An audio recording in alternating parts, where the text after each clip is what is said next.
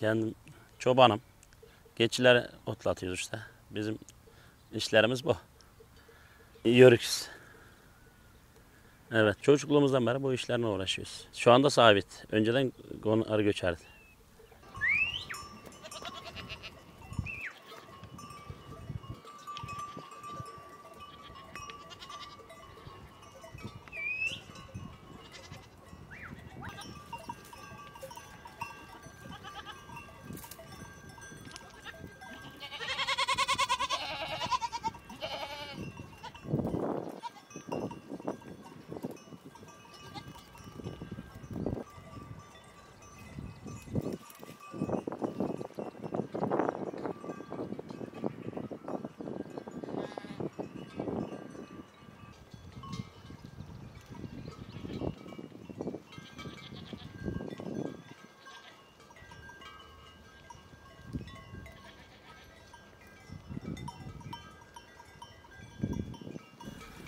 Kışın Milas'a giderdik.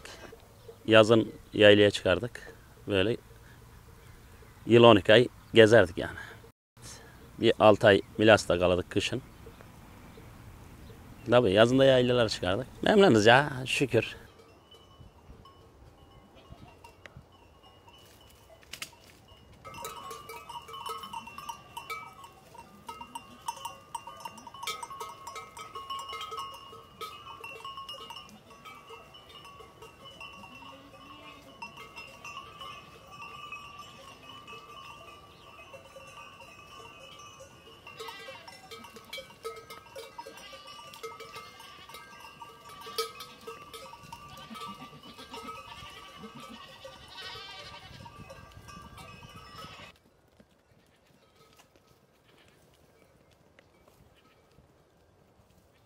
Dedelerimizden gelmeye. Onlar da yörük, onlar da göçebe. Eskiden develerine göçerlermiş. Tabii onları biz bilmiyoruz da. Aynı böyle göçebeydik ya, biz de aynı yolda giderdik böyle. Mesela yayan gider gelirdik. Buradan çıkardık yavaş yavaş güne yapa. Milas'a giderdik. Oradan Mayıs ayında bir daha kalkardık. Böyle 3-5 günde, bir haftada 10 günde yaylaya çıkardık.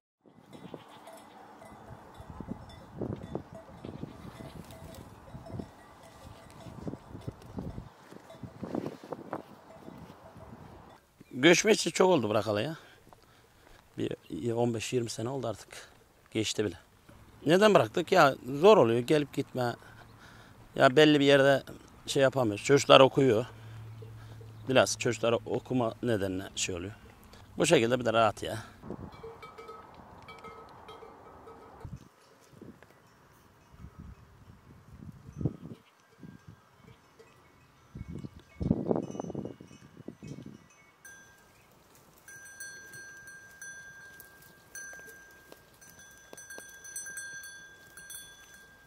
Eskiden az da olsa çok da olsa gezerlermiş. Yani değil. Şimdilik yok. İdare ediyoruz.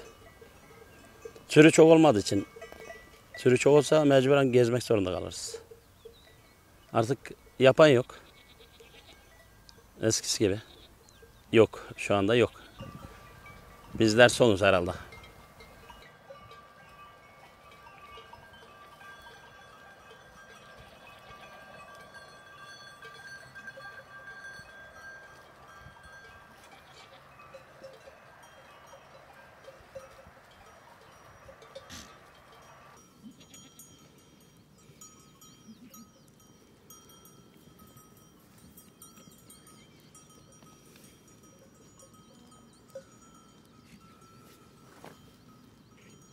Orman bir ara bir yasak yaptı. İşte o zaman kaldım ben burada. 2004'te mi? 2005'lerde miydi? Orada sağa sonra gitmedik. Burada kaldık. Ormana sürü girmek yasak falan dediler. Zaten hayvan çoğdu ya. Herkesin köyde olsun böyle bizlerde olsun sürü çoğdu. Bizim insanların bazıları sattı, bazıları gitti, bıraktılar. Çoğu bıraktı yani. Bu köylerde, köyler, kentlerde hep sattılar yani. Ormana çıkmayınca bu köyde bile çoktu. Köy bile bitirdi malı. Onun için içinde devlet destek yapalım diye ama zaman geçti artık.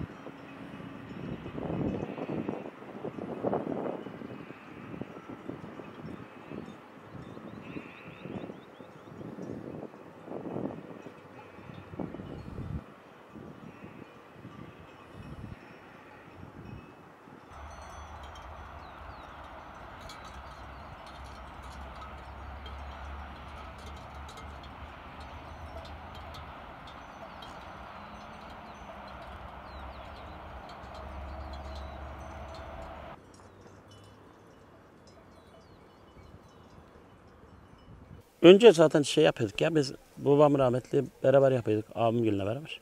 Birliktik yani. Sonra işte burada kaldıktan sonra kendi başıma yaptım. Bir tane daha abim var o yapıyı da öyle alıp satıyor. O bıraktı şeyi böyle üretim işini bıraktı. Kurban da alıyor. Kurbanla alıp satıyor. Üretmesi kel. Şimdi alsan satsan niye parası kazanacaksın ki? Kendin üretebilirsen, kendin bakabilirsen çok mükemmel olur. Öbür türlü alıp da senden alıp da 5 lira para kazanayım, 3 lira para kazanacağım diye uğraşırsan zor işin içinden çıkılır.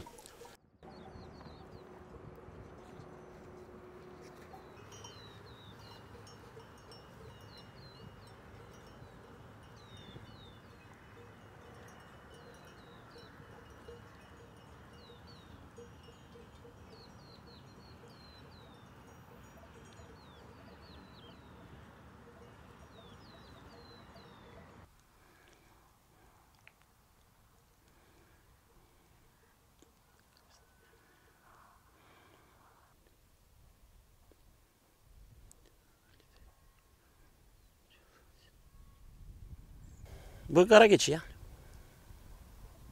Ayrı ayrı olur bunlar. Bunların konamlısı oluyor, koca kulağı oluyor. Hani sanem oluyor. Değiş cins oluyor. Ama bizim kendileri kara geç. Ya bunlar şöyle daha dirençli olur. E, Açlığa dayanır, soğuğa, yağmura dayanır. Onun için çok iyi olur. Öbür günler belki fazla şeye gelmez. Bunlar böyledir. Bunlar dışarıda da kalsa bir şey olmaz. Kışın. Ya üşür hayvan şey olmaz diye. Muazzam yer olsa daha güzel olur da. Yani normalde dışarıda kalsa da kurtarır kendini. Dirençli olduğu için. Mesela Halep geçileri, bu Sanem geçileri bunlar hep ev geçisi sayılır. Yani kapalı bir yer olmayınca şey yapamaz. Bu önde dağda da olsa yavrusunu bile bir şey olmaz yani korur.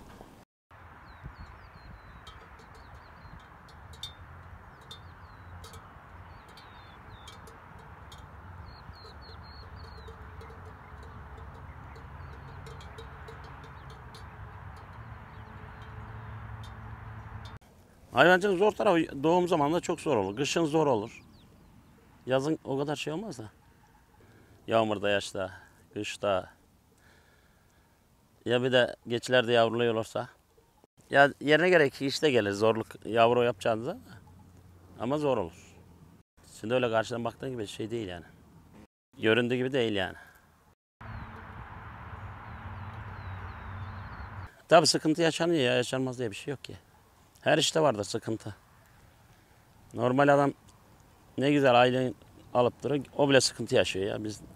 Bizler daha şey yaparız. Her işin bir sıkıntısı var yani. Yani olmaz diye bir şey yok. Ama şükür halimize yapıyoruz.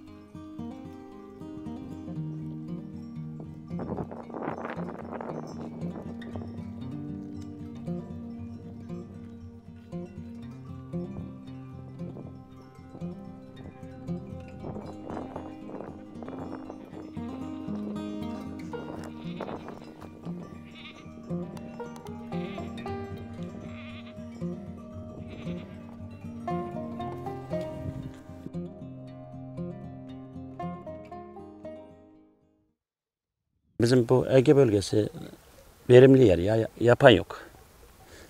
Orman olsun, dağ, taş olsun her şeyi var.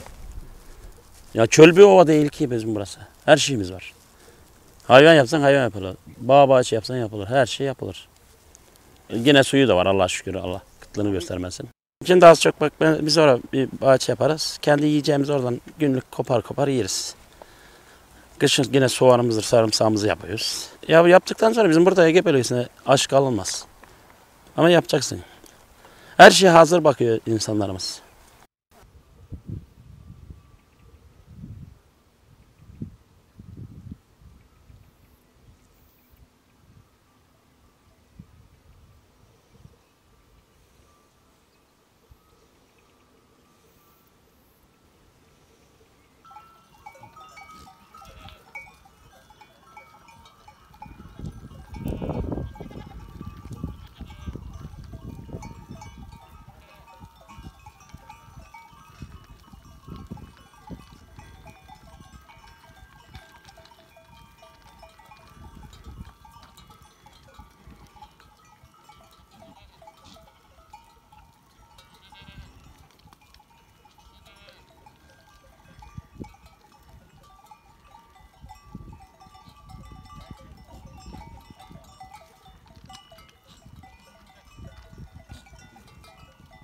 Biz buralarda işte böyle gidiyoruz. Otladıyız. Ya şimdilik mera sıkıntı yok ya. Geç zaten ormanda olduğu için. Koyun olsa zor olur da. Geçide mera sıkıntısı yok. Koyun da vardı da öyle çok değil yani. En çok geçi ağırlıklı. Ya var aslında. Koyunun yiyeceği bol olmadıktan sonra zor olur. Ha koyun rahat olur. Bu kadar geçi kadar gezmez dağlarda. Koyun merası oldu mu akşama kadar olur. Otlar. Yemi samanı bol olacak verecek. Geçi öyle değil. Geçi ne kadar da versen dağda gezecek. Tabii her gün çıkar. Çıkarmadı mı durmaz. Yağmur yaş dinlemez. Çok yağmur devamlı kesilmezse belki. Yağmur açıldı mı yine çıkmak zorunda. Bugün de yağmur yağıyor çıkarmayalım diyemeyiz. Koyun öyle değil. Koyuna yiyeceği döktün mü? Samanını, yemin neyse. Hiçbir şey olmaz. Yok fazla vermem öyle ya. Bir kışın yavru yaparken veririm, başka vermem.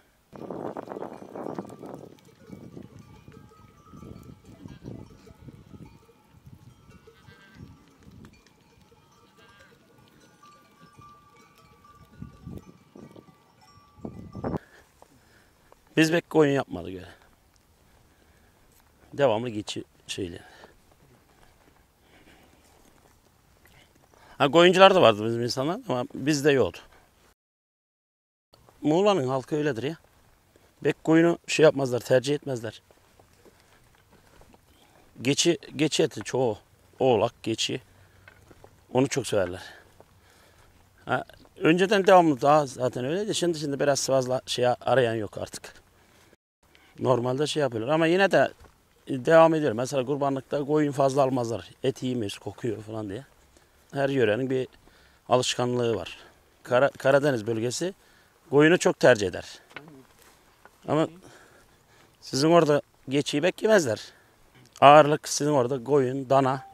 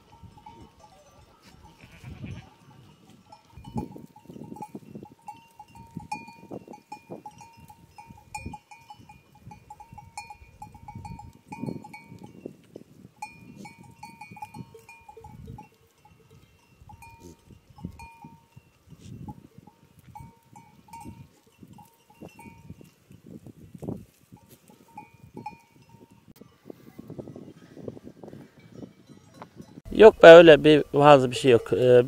Bir ara yaylada oldu böyle. Geçilere daldı. Ama var yani kurt çoğudu. Geçiler parçaladı oldu. Ya aldığını oluyor ya. Birkaç tane, 2 tane, 3 tane sıktığı oluyor. Zaten girdi mi bir tane, 2 tane bırakmıyor. Yani bir müsait bulduğu zaman yarısını şey yapar çıkar. Şu anda bir de devlet salıyor ya. Evet, doğanın şeyi bozulmasın diye. Tabi aç kalınca hayvan ne yapacak? Ya domuz zaten yiyemez ya. Domuz kendini yedirmez kolayca. Ha, yavrularına denk gelirse o zaman yavrusunu şey yapardı. Ya çoğunca geçiye dağda koyun olsun, geçi olsun onları yer. Devlet bilerek salmıyor ona şey olarak. Domuzu yesin diye. Domuzu yerim.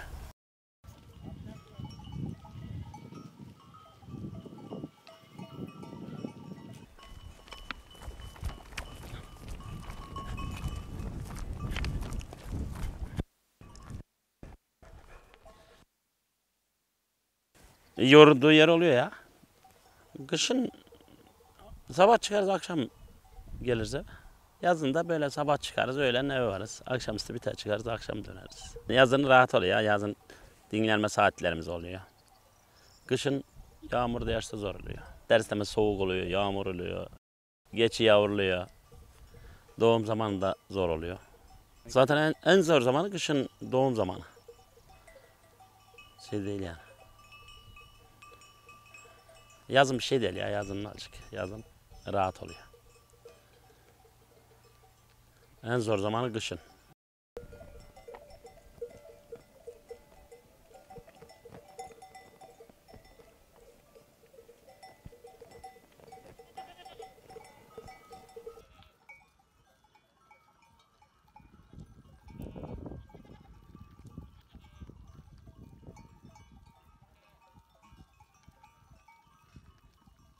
Eşit sütünü çocuk hastaydı benim de.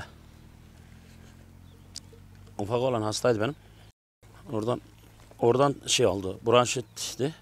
Eşek sütü içirdiler. Faydası olur. Evet tabi istediğin gibi bulunmuyor her tarafta. Yapan yok. Biz en sonra bir tane eşek aldım. Öylesine eşek sütü başladık yani. O ne şey oldu yani. Ama faydasını gördük ya. Bir de yerimiz müsait ya. Ondan dolayı şey yapıyoruz. Yine de faydası oluyor yani. Öyle şey değil. Çoğu araştırıyor. Doktorlar bile kendisi bile içiyor ya. Şey yapmadık yani. Çocuğa faydası oldu ya. Ondan sonra doktora falan hiç götürmedik. Önce hava kullanıyorduk. Hastaneye gidiyordu. Tıkanıyordu. Evet o hava verirlerdi ya. Onlardan kullanıyordu. Bıraktık ondan sonra eşek sütüne devam ettik. Kurtardı. Şu anda da iyi. Şimdi doktorları şey demeye başaramıyor işi. Neden dersen benim çocuğu götürüyorum. Gece dahil hastaneye götürdüğüm zaman oldu. Götürüyor ilaç veriyor. Çocuk bir hafta idare ediyor. Ertesi gün yine oynuyor. Bu balgama atamayı. Şimdi bu eşek sütünü içirince istihbar ediyor, kusuyor. Veya şey yapıyor, balgam attı mı rahatlıyor. Balgam atması önemli zaten.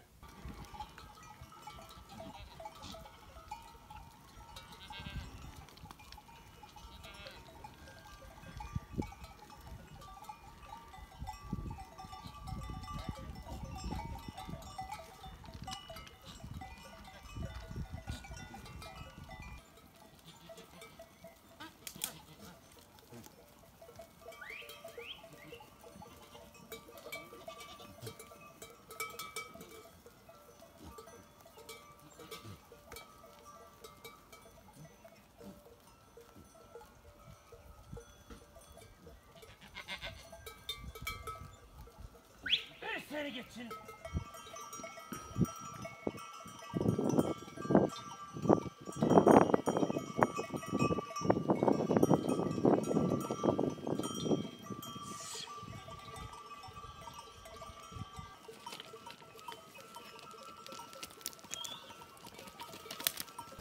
Emekli olacağız.